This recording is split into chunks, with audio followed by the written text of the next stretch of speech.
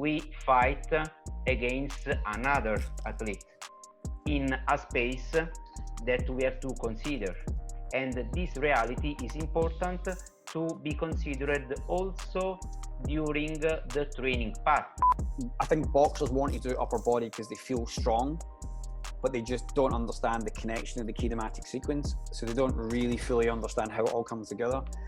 You see people are either training in such non-specific ways, or they choose things that look just like the sport, thinking that that's going to have transfer to the sport. And you can understand that line of reasoning and the logic, but it doesn't always hold up that way. We can consider this approach to understand if today our athlete is ready to be loaded in the way we minded before meeting him.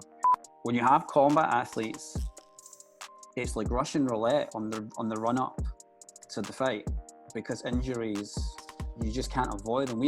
But you're not fit enough to do low intensity running. So if you want to go jog for 30 minutes at an easy effort, we could have you do that, but we know it's not really low intensity, or we could have you go bike or do some other modality. This is how we're judging fighters, dehydrated like skeletons on the scales.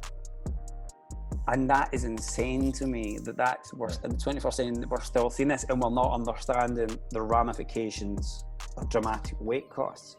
Being capable to maintain the homeostasis of the body during all the phases of the training, during all the path coming on to the match.